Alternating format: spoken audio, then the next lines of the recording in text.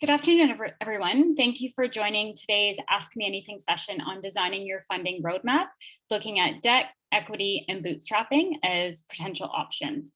My name is Christina Wood, and I'm the Director of Programs for the Start and Scale team at Communitech, and I want to welcome you to today's session.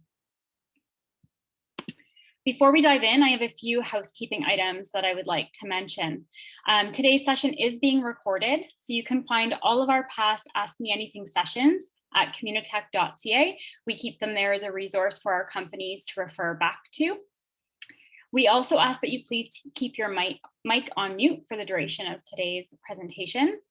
And please use the chat feature to ask any of your questions. So we do want this to be an interactive discussion. So please put any and all of your questions into chat, and we'll get to them as soon as we can.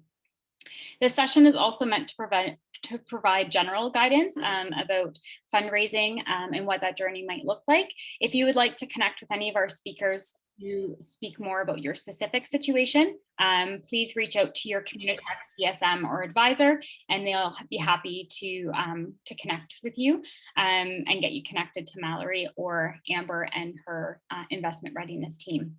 And we also ask that you have a browser window open or get out your cell phone and have a window open. We will be using Mentimeter to ask 4 quick questions of the audience. This will just help us to tailor and guide today's discussion to best meet your needs as to where you are in your fundraising journey. We do have some upcoming Ask Me Anything sessions. So we run these sessions every Tuesday at 2 p.m. So coming up, a session on compensation. So do your salaries measure up? Brexit and the UK trade deals and their impact that they're having on Canadian businesses is coming up on the 27th. How to improve the maternity leave process for your employees on May 11th. And lastly, cybersecurity on May 18th. So with that, I would like to introduce today's speakers. So we have Amber French, Communitech's Director of Strategic Capital, and Mallory McKewen, a Senior Account Manager for BDC. And so with that, I will turn it over to you, Amber, to further introduce yourself and Mallory. Thank you very much, Christina. It's great to see everybody out. I see a lot of familiar names in the group here today, so thanks for joining us. So I'm Amber, for those who haven't met me. I am the Director of Strategic Capital at Communitech, so I oversee the entire investor relations program. So me and my team help companies who are starting on their fundraising journey through investment readiness, connections with investors, and we just have a bunch of different resources that you can use. And I'm actually going to hand it over to Mallory to introduce herself as well. Hey, thank you all for coming. Hope today will be helpful. And if there's anything that I can do to help with your specific situation, absolutely don't hesitate to add me to LinkedIn or reach out to me in any other way. So a little bit of background, I'm a senior account manager focused on technology companies with BDC. BDC is the Business Development of Canada. We're a crown corporation acting at an arm's length of the federal government. So our entire mission and mandate is to support entrepreneurs like those who are on the call today with financing, which would be debt, venture capital, and advisory services. And we're here really to be a complement to your primary bank and help you out as you're growing. In terms of my personal background, so kind of what I bring outside of my role with BDC, I've been with BDC for just about a year, though I just recently transitioned to the KW region from the GTA. I've been deeply involved in the KW ecosystem. I completed the MBA program at Laurier longer ago than I want to admit at this point. And I also founded and ran a company called Bridesmaid out of Kitchener. So I was doing that for 4.5 years prior to joining BDC. And from being an entrepreneur myself, I've asked a lot of questions that I see from the registrations are being asked. I've asked a lot of those myself and firsthand went through the process of raising equity and deciding when to take on equity versus debt for that business as I took it from concept through to commercialization. So really happy to share what I can in this general format, and always happy to connect with any entrepreneurs beyond this as well. Great. Thanks so much, Mallory. So what I'd love to get everybody to do is to go to menti.com, and you can either enter in the code or use the QR code. We are just going to ask a couple of very fast questions, just again, to help us to tailor the direction of this conversation. Okay, so where are you in your fundraising journey? So it looks like a lot of people on this call so far are fairly early stage. They either haven't raised or they've raised friends and family or an angel round. So give one more minute here to see the answers come in.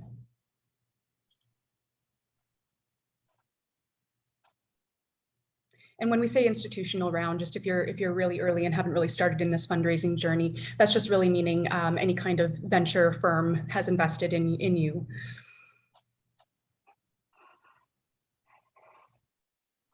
Okay. Current fundraising plans.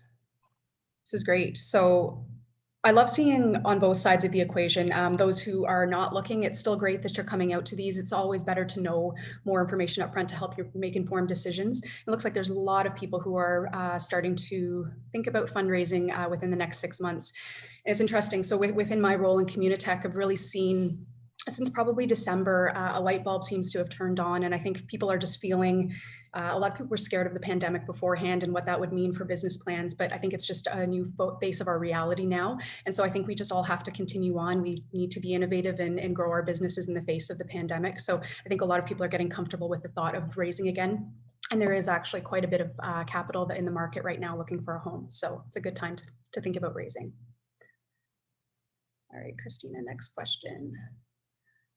If you are raising, you're considering, so a little bit of a debt capital split, a little bit of debt only, capital only, and not sure, need more info. So this is a timely topic then. I'm glad that you are here.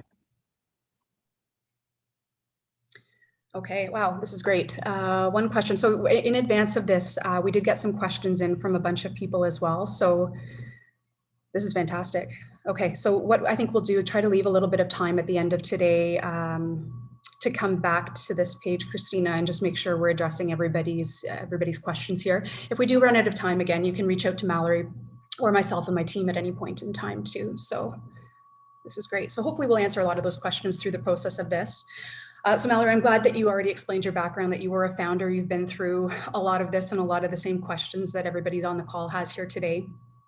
So I think we can get right into it. So, I mean, from your perspective, one of the things that I get asked a lot, and I'd love to hear what your thoughts are on it, is just when a founder should start thinking about taking on investment. How do they know they're ready versus continuing to bootstrap?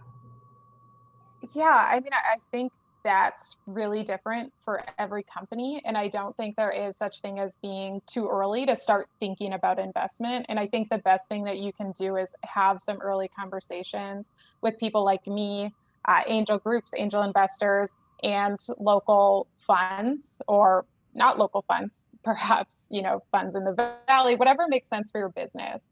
There are some businesses where it may make complete sense to not raise any equity, keep 100% of that for yourself, and maybe you don't even need debt to run the business. So, this is a really important topic, but it's different for every single company. And it's not necessarily a bad thing. If you don't need to go on and raise that seed in the Series A, if you can bootstrap your company, that could be great.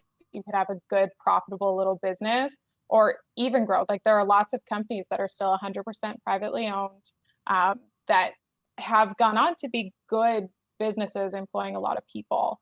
But often to do what you want to do, you will need outside capital in many cases. And I would just say have the conversations early so you know what kind of milestones people are looking for, or funds or funders are looking for.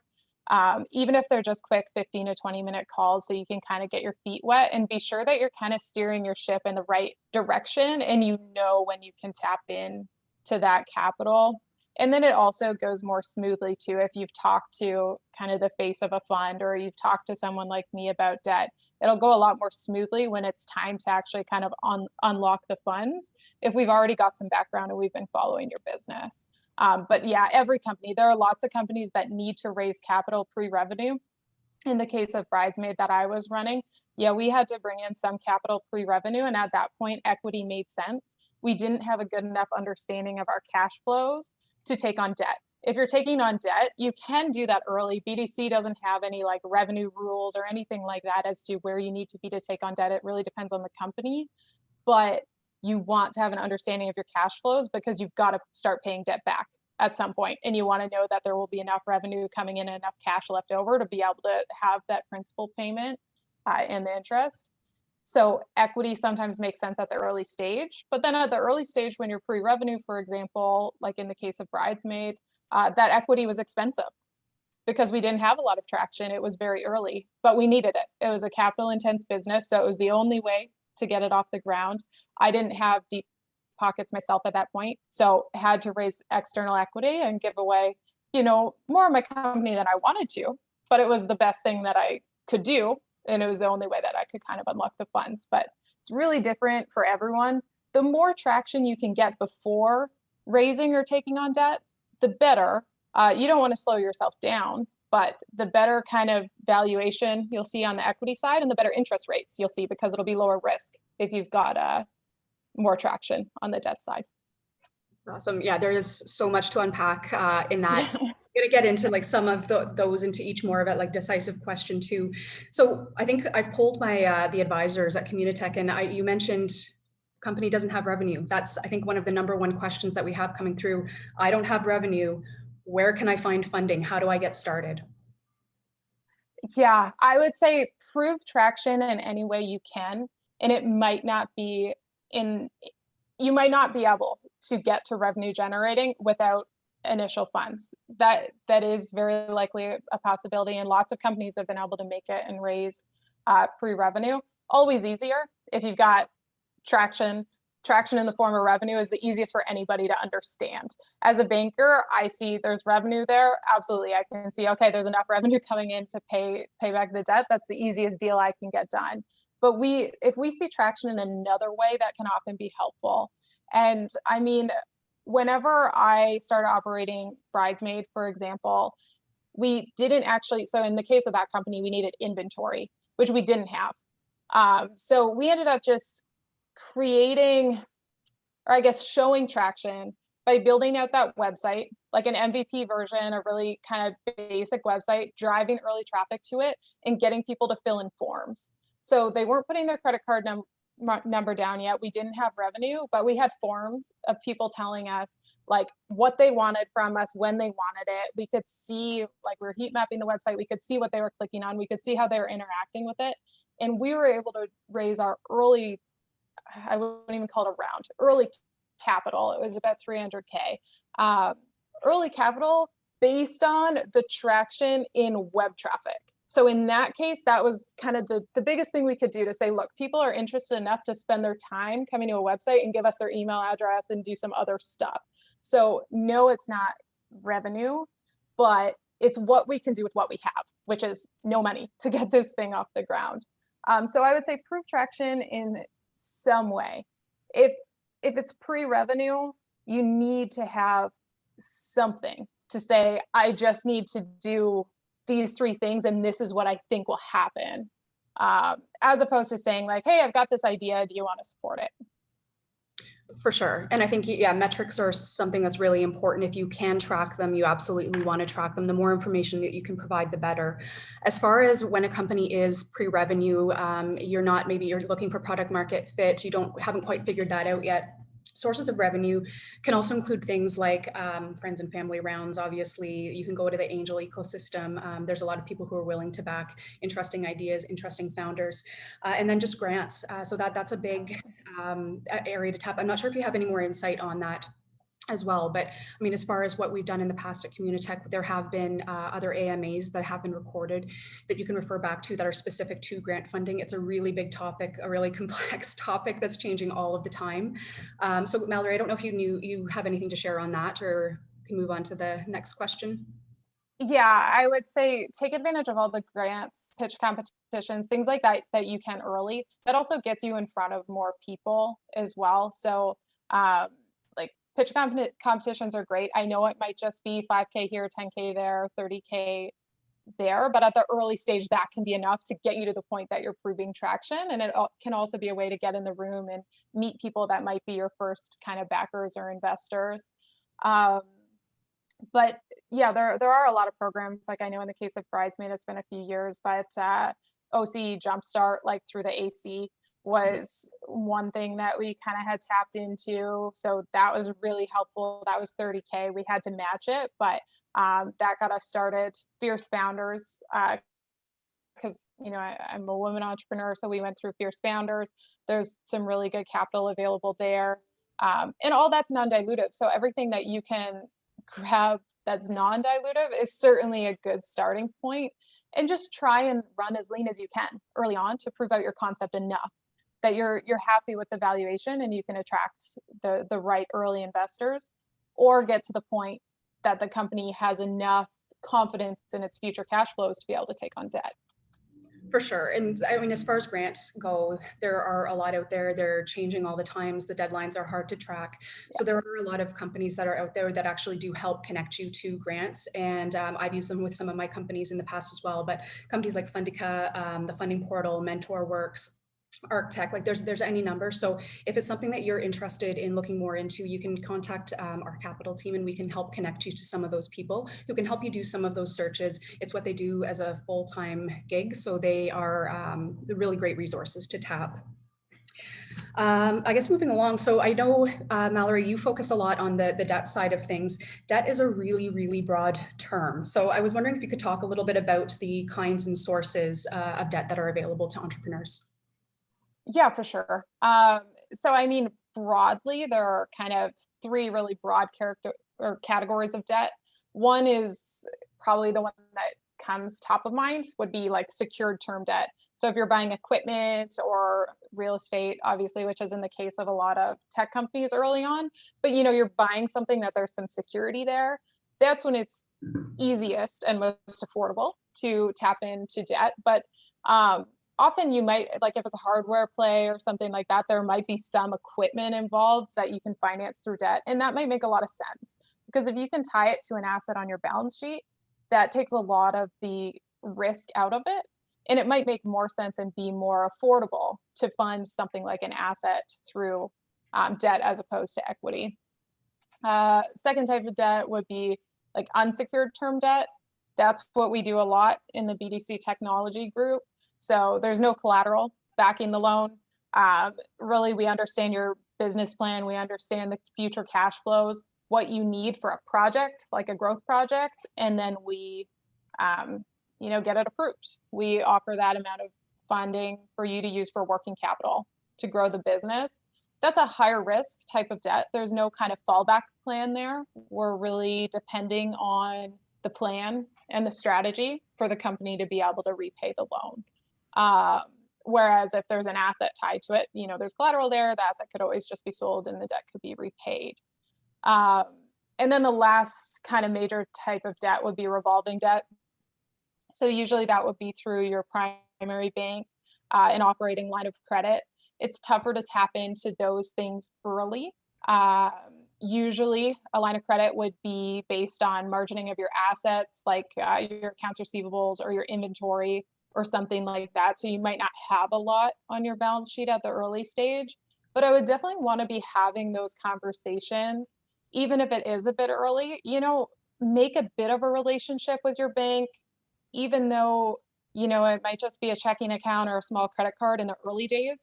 A line of credit will be very helpful for you as the company grows, just because kind of managing your cash flows is the most important thing. And sometimes when you're working on growing, as a lot of tech companies are, there's sort of like ebbs and flows with the timing of your cash flows. So revolving debt, not usually available to you at the early stage, but very important to kind of understand where that fits into your roadmap. That would typically be through your primary bank.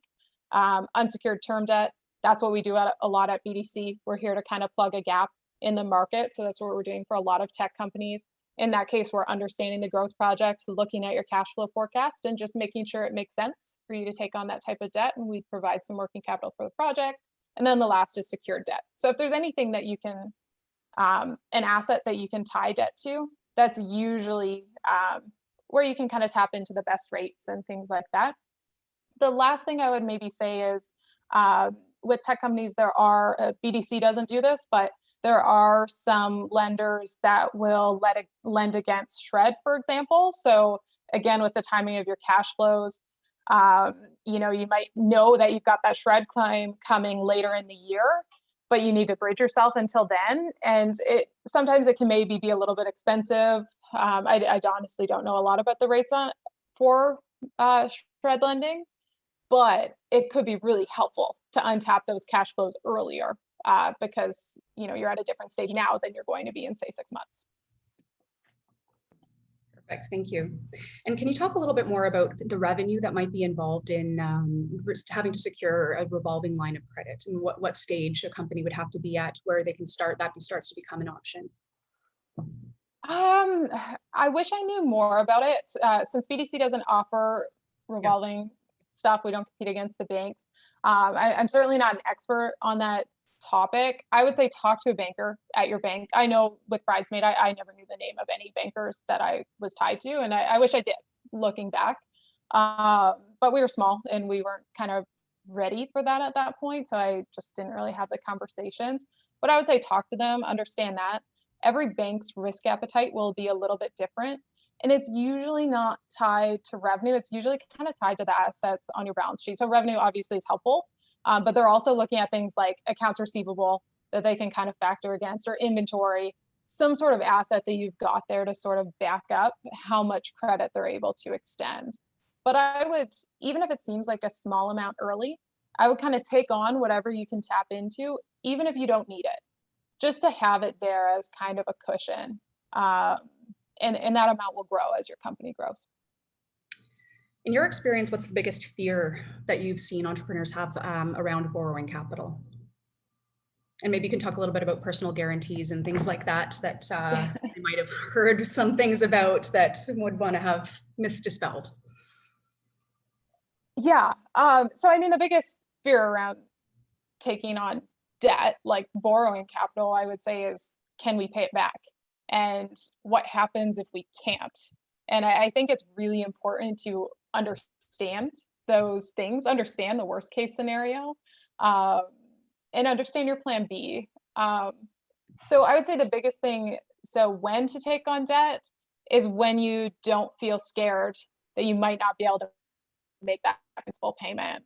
So with how we do things at BDC, for example, like I'm going to evaluate your business and then put together a term sheet that I think makes most sense for your company. And it's not usually something that I've just pulled off the shelf, like, a 5-year loan, because that sounds nice, or that's all I have access to.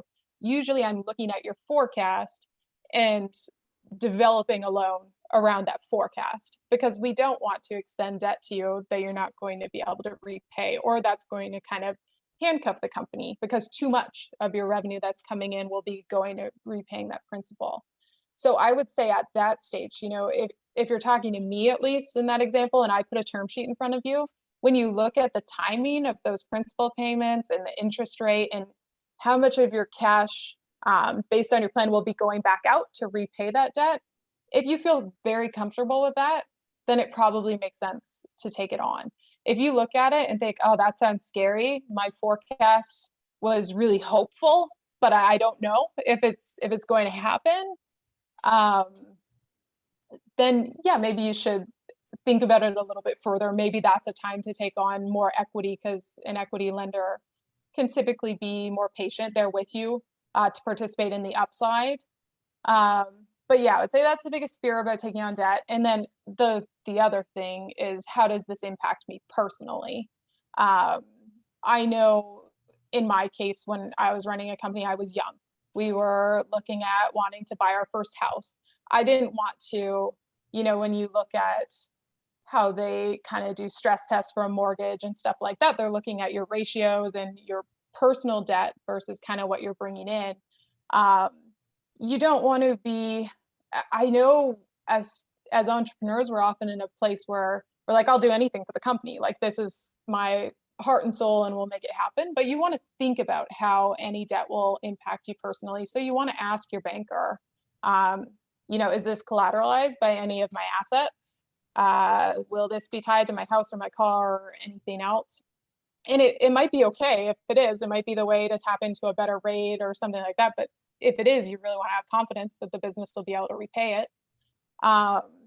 You want to ask your banker, like, is this going to show up on my personal credit report? Does it look like I'm drawing $30K in salary from my company, but have a $300,000 loan that I'm repaying, because that'll look a little bit wacky on my personal credit report. So you just want to understand those things, and those decisions are different for everybody, but you really just want to understand it. In the case of BDC, we ask for a personal guarantee on most of our loans. If it's a lower risk loan, or the cap table is, if there are a lot of people on the cap table and the entrepreneur maybe only owns a small percentage at this point, we can be more flexible with that, and we're getting more flexible over time. But generally, we ask for a personal guarantee. And what the personal guarantee means is that you're signing a commitment. You're saying if the company becomes delinquent, if the company can't service this debt, BDC can then look to me. That doesn't mean that the entire loan that you take on shows up on your personal credit report as a payment that you have personally. It's still a loan to the business, but you are signing and saying, if the business, turns its back on this debt, BDC will look to me. So you want to understand what that means. With the personal guarantee, we're not collateralizing any of your assets with it. We do ask questions about your personal assets and things like that. We just want to understand the picture of the entrepreneur, but we're not collateralizing your assets. So it wouldn't be the case where if the company becomes delinquent, suddenly we're going to take your house from you. We're a crown corporation at the arm's length of the government. It wouldn't look very good on us if that's what we were doing when companies had trouble. But we do want to know that the entrepreneur feels confident and committed to their business, that the intention is to repay this loan. Perfect. And we've already kind of spoken on some of these, but maybe you can get a little bit more granular into some of the pros and cons of equity versus debt, and why an entrepreneur would want to choose one over the other. Yeah, sorry, my dogs were just barking. But so there are pros and cons to both. And in my personal situation with Bridesmaids, we took on both. So we took on equity from angel investors as well as debt. And it depended on what we were using it for and stage, how I made those decisions. So equity is really helpful for a couple of reasons. One, especially at the early stage, you might be getting really good advisors and mentors around the table with a vested interest in your company. So it's great to have, there are a lot of really good mentors and advisors, especially in the KW ecosystem, like really good access to smart people that can be helpful there. If they're invested in your business, now they're even more committed. They've got a vested interest. So that can be really helpful with an equity investor.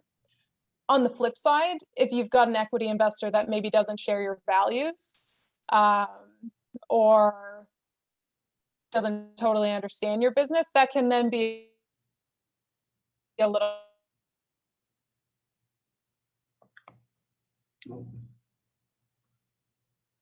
Mallory, I think we've got, you're frozen there. A bit of a distraction. If you've got someone around the table who, you wanted their fun to bring around the table, can definitely be very helpful. Another major benefit to equity is you don't need to repay it. So there's cash coming in to invest in growth in your business. And that cash is there to help you grow your business. You don't have to worry about repaying that equity down the line. They're there to participate in the upside, so the longer term play. Debt on the flip side, pro of debt is you don't need to dilute yourself. That's the biggest thing.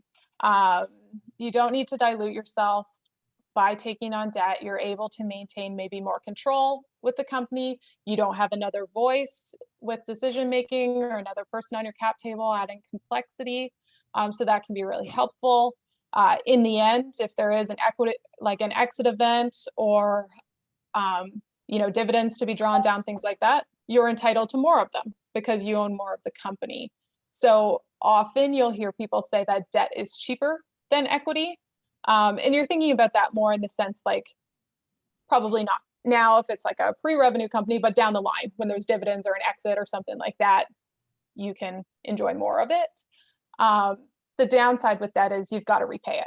So there is a cash outflow tied to it in the future. But as long as that cash outflow makes sense, then it can be really helpful to take on debt to grow your company. So really there's pros and cons to both of them. And there are some companies where a debt only strategy will make the most sense. There are some where an equity only strategy will make the most sense. But overall, most of the companies that I'm looking at and chatting with have some combination of both. Oh, and so, I mean, as far as your thoughts on dilution, I would be curious if you wanted to share any insight on that and what your thought process was maybe back when you were a founder about how you thought about dilution of the company when you were taking on equity. Yeah, I mean, we took on equity pre-revenue, so we had to dilute more than I probably wanted to, but it was the only option. I wouldn't have been able to get the company off the ground without that capital. So it would have just been an idea, and I would have kept working full time and not kind of got that company going. I think the biggest thing when you're diluting yourself is to just be very comfortable with who's around the table. And in my personal case, we had really, really great supportive people around the table, and we didn't have to. We had investors that participated in follow-on kind of rounds or topped us up when we needed it. So we didn't have to get to a crazy cap table with like a lot of names on it. But at the end of the day, it gave me a bit of whiplash sometimes having so many people to now kind of report to. And I think it's important to think about that. And I'm a bit of a kind of a pleaser by nature myself. So I wanted to make everyone happy, but everyone had different ideas and thoughts and put different amount of time into thinking about the company. So that was probably one of the trickiest things for me, was managing that. Like, these are all good people that want the best thing for the company, but everyone's thoughts as to how to do this job, like my job as the CEO, right, is different. So that's a little bit tricky as you're diluting yourself. But I mean, at the end of the day, sometimes diluting yourself is what you need to do to make it a really valuable business, or to grow it to the level that you want it to grow it to. So, you'd rather own, say, 20% of a company that's worth hundreds of millions of dollars than 100% of a company that's still kind of scraping to just get off the ground. So it's just something you really need to think about, I would say, and understand what it means for you and for the business to have more people around the table and as the cap table shifts.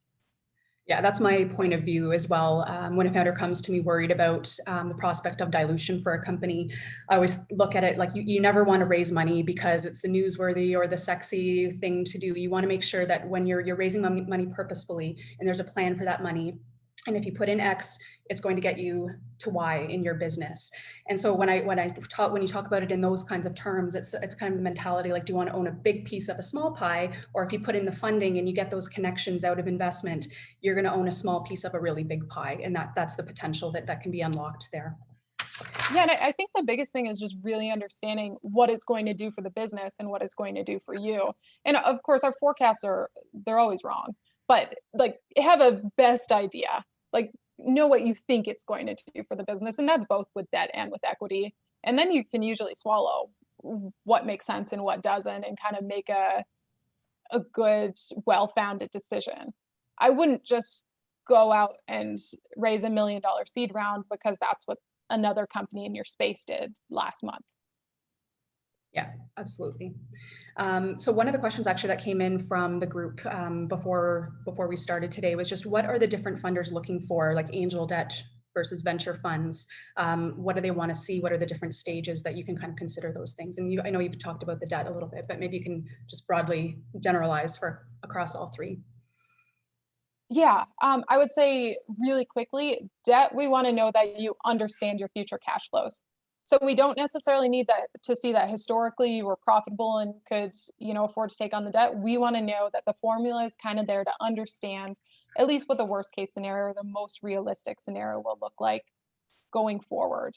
And as long as you understand your cash flows and we can see room for the company to repay debt later, we can often get a deal done.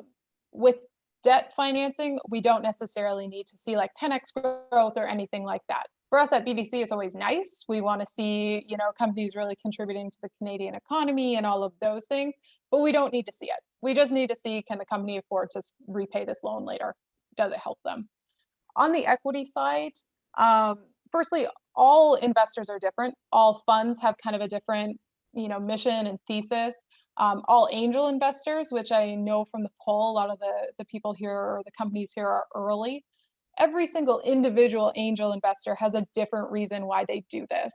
Some it's more philanthropic, some it's, maybe they're retired and are looking for interesting projects to kind of be involved with and be a part of. And some may have different ideas of returns. So every single angel is going to expect something different, and every fund is going to be kind of looking for something different.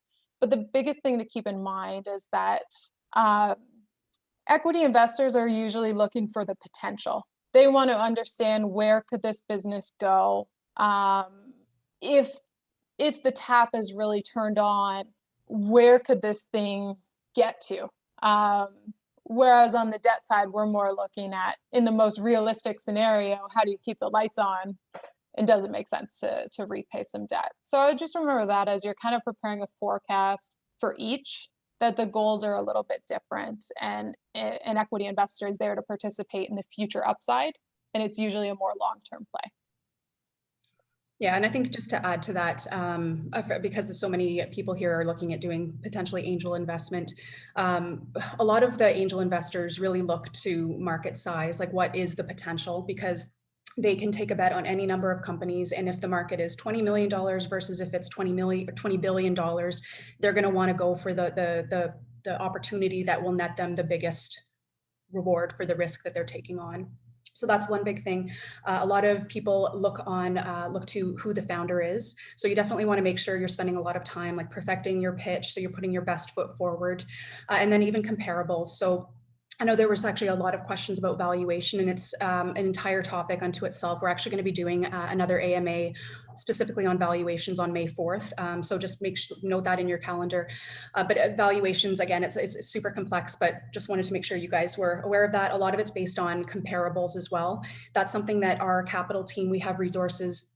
We're offering PitchBook as a service right now. So if you're looking at raising capital, you want to do some really detailed work on research on market analysis, competitor analysis, the landscape there, and targeted investor lists. That's something that we offer for free now. So just make sure you're contacting your advisor to put in touch with our team, and we can help you get you started to understand what the valuation of your company might look like. But it's a really complex topic that we'll cover a little bit more on the 4th. I know we're starting to get a little bit low on time here, Christina, so maybe we can go to that page of questions and make sure we're focusing off on everything. I do see a note in here just mentioning SPAC, so the Special Purpose Acquisition Company. That's something that's been in the news quite a lot lately. It's kind of an alternative to a reverse IPO, so it's something that usually happens probably a lot later stage than most folks on the call here.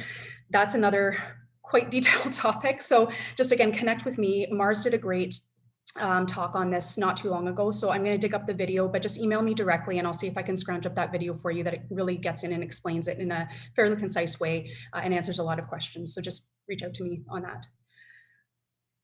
Okay. Let's see here. Maybe Christina, you can help me pick out some ones here. What's needed? I mean, I could quickly touch on the pink one there, what's needed to raise debt capital. So in the case of BDC, and that would be the case for a lot of funders, we would need any historical financial statements you have. So you want to make sure bookkeeping is somewhat up to date. I know as an early stage entrepreneur, it can be easy to put that on the back burner, especially if you're doing it yourself. But if you've got like a notice to reader, or any type of CPA prepared financials, we'll ask for those for the last year close. If you don't have a year closed, that's okay. Let us know. But we will want to see the financials up to one of the more recent months closed. Like right now, I can usually get by with like January or February financials, for example. So you want to have a balance sheet and an income statement kind of prepared.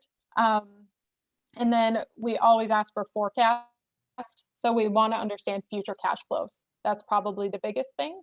That's what will take most of your time in putting together a debt application, is really understanding your future cash flows. The reason for that is, one, I've kind of said it a few times on this call, is to understand that it makes sense for you to take on the debt. The company will be able to repay it. And the other reason is to make sure that we're extending enough. we don't want to give you maybe like a 50K loan if the company really needs 300K to get this project done. We would rather look at, how can we put together some sort of a package to fund the project and get the company to the next milestone. But yeah, that's typically it. You want to have your bookkeeping somewhat up to date and a forecast. You have your head really wrapped around a forecast. Other than that, it's pretty administrative stuff, quick stuff. All right, I love this question. Where do I start? Someone's looking to find, a lot of the people on this call, they just needed more information on both to see, which might be the best fit. You're looking at fundraising. Where do you get started? Where do you start in your journey? Yeah, in that case, I would say like grab my email address from one of your mentors at Communitech, or ping me on LinkedIn and we can have a quick chat, because I know this is more broad and doesn't talk about your specific company. So I'm always happy to at least kind of help develop that roadmap with any companies. And then there are people like me all over the place. You've got mentors at Communitech, mentors within your own kind of network. Other bankers. Again, I know your bank where you might have a checking account now and stuff, it might be kind of hard to know who to talk to there, but start to kind of find out who the right person to talk to is, and then set up, quick 15-minute one-on-ones when you can with any funds that you think are interesting to you, stuff like that. But I would say don't be afraid to reach out for the conversation. I never find it to be a waste of time. Even if I can't get a deal done for you, I'm always happy to chat. That's really my job, and that's why I like this job. Yeah, and from Communitech's standpoint, definitely let your advisor know that you're thinking about doing this capital raise. I don't think a lot of founders realize how long the process can actually take from start to finish. And a lot of times, a lot of founders, I think one of the big missteps is that they don't think about it early enough to start developing those relationships. So we have some great relationships with investors, funds who might be later stage, but who still want to meet with you all the way along, because that's how they really get to know you as a founder and as a business. So groups like Mars IAF, BDC folks, like we've got a lot of funds who actually meet with people in advance of fundraising just to start developing out those relationships. To access our capital program as well, you need to go through your advisor first. It's something when you're coming to us, we'd like you to have put a little bit of thought into like maybe what your deck looks like, having some sort of a solidified deck, even if it's something that we help tweak and coach you on over the term of your capital journey. Having that at hand would be great. Having an idea of where your business is going to go, what you want to raise, even if you don't know the exact valuation that you want to raise at, how much money you think you need. It's a great starting point. We've got great growth coaches that can help with financial models and things like that. And then also having some thought into what your financial model looks like. And even if you are pre-revenue, you still want to be able to forecast into the future. What are your expenses going to be? Just to have an idea of what your growth is going to look like, because any investor is definitely going to need to kind of reverse engineer that math of, okay, if I put in a little bit of money here, where is that potentially going to get me? How far is it going to last you? And is it enough money to kind of get you to where you really does. It's really important to have a starting point, at least a baseline, before you come to us, and we can help you with next steps. There was a question at the bottom that was, can financial institutions help raise capital, or are they solely focused on debt financing? Well, in the case of BDC, we have kind of two arms. So we've got a debt financing arm, and then we also have BDC Capital, which is we've got a handful of VC funds that are developed to fill some gaps in the market, like in the Canadian landscape. So in our case, yeah, we do both. And that's kind of my role, is to talk to the companies and see what makes the most sense and be sort of that quarterback, if you will, to how we can best support your company and when. And that might be with a loan, that might be with equity. And I mean, how we decide that is based on your comfort as an entrepreneur, what you think makes the most sense for the business. And when we look at the statements and the cash flow forecast, what we kind of think we might be able to do. So in our case, yes, we can help with both, but we're certainly not the only, lender in Canada, and we're not the only venture capital fund, that's for sure. But we can help with kind of what we've got internally. And then, just from doing events like these and stuff like that, have some connections to other people that I can always try to connect you to. In our case, there are advisors out there too, like advisory firms and things like that, that will help. Usually for a fee, it might be based on kind of, deals won, like if they actually get you a deal. or it might be kind of a flat fee. So there are advisory firms that can help with that. Some of the accounting firms and things like that have arms. Amber, you might have more to add there. Yeah, so, and I'm not sure if I took this question to mean, like BDC doesn't actually have a service where they will help you go out and raise like against venture funds. You're a venture fund that will invest in. Yeah. Usually at the earlier stage, there are institutions who will help you to do that.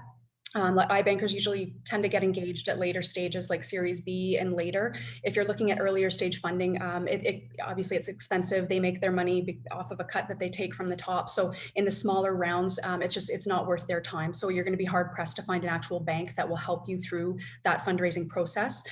You're better suited to find angel investors, and then there's a lot of pre-seed seed funds that really do specifically look at companies who are very early stage. Just because you're kind of at product market fit, not yet in markets, though, that doesn't necessarily mean you won't be able to find funding through an actual venture fund. So keep your options open. Again, contact us to use the pitch book as a service. We can help you create a targeted investor list. To that point, that's something I really recommend you doing a little bit of legwork on your own too, not just kind of relying on us doing that for you. It really helps if you kind of have the gumption to go out and just try to create a list of people, your target investor, who that profile is, and then we can help to hone that list down, get the contact information, and help you do some outbound reach. Let's see. Are there any questions that are standing out to you, Mallory? Maybe oh, sorry, go ahead. The yellow one there, I'll answer very quickly. Like, what are the criteria that BDC has for a startup looking for funding, revenue, employees, things like that? There are no hard and fast rules with us. We really just want to understand that you have a good grasp on your future cash flows, but there's no hard and fast number. In terms of debt, I don't do a lot of deals for companies that are pre-revenue, but I've done a handful, as long as we really understand where that traction is coming from. Usually having some early revenue is helpful, but no hard and fast numbers on number of employees or number of, or like dollars in revenue. Yeah, so no hard and fast rules. Reach out to me. Christina, can you scroll down just a wee bit? There was a question, just is it more important to generate revenue or margin? What are good guidelines for those numbers for an initial seed round? Mallory, do you want to chip in first, or do you want me to? Yeah, I think revenue is very important in the beginning, as long as you can understand how to improve margin over time, and the cash flows are working for you. There are many companies that, they're funding their losses by equity or debt or a mix of both. And maybe they're not profitable on like a unit economics kind of from that standpoint right now, but they will be when they or when they hit sort of a certain economies of scale, I guess, as you call it. So I think the biggest thing is revenue is the biggest driver. Like we want to see that people want what you're selling.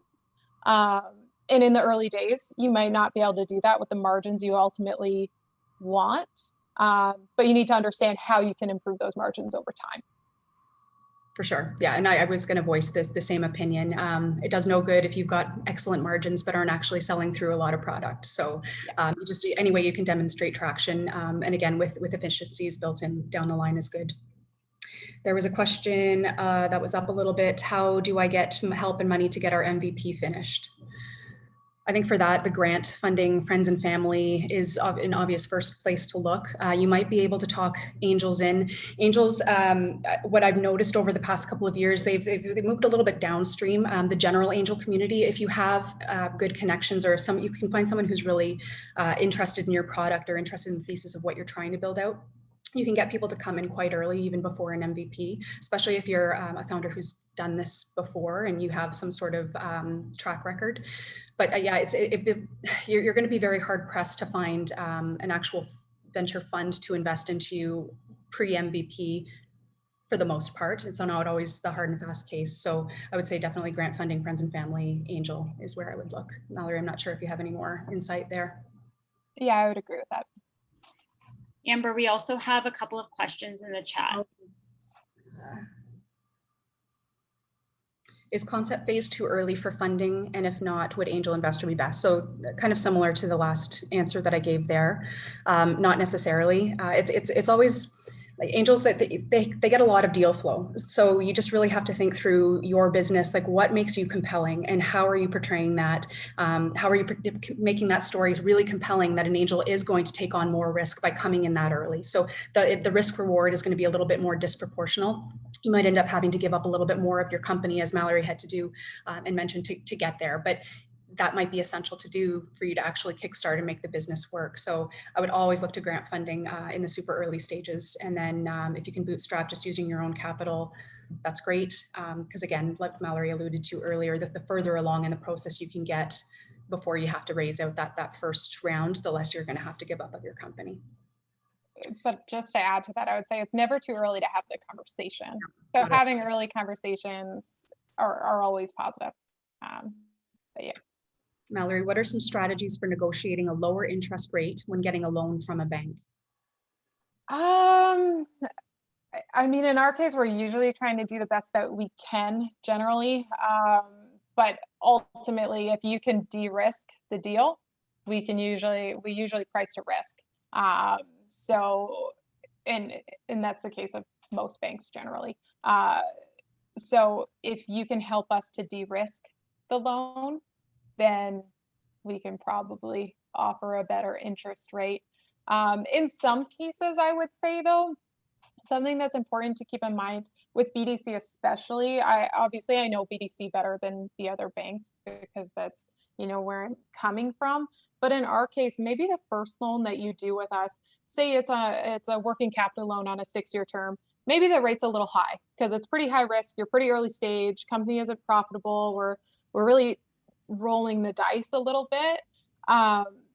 If that's, say, a 6-year term loan, you don't necessarily need to wait until that 6-year term is over for us to be able to offer a better rate. We may be able to put together a new loan a year later when the company has a new year of financial statements under its belt and therefore is significantly less risky. So maybe we can put together a new loan, roll up your old one into it, and now your interest rate is going to be based on the risk profile of your company at that point in time. So I would say it's important to keep that in mind, and especially since most people are early stage on this call, the first loan you get from any bank is going to be your most expensive. So just think about how can I de-risk this for the bank, and how you can de-risk it is just making it more and more likely that the company won't default on its payments.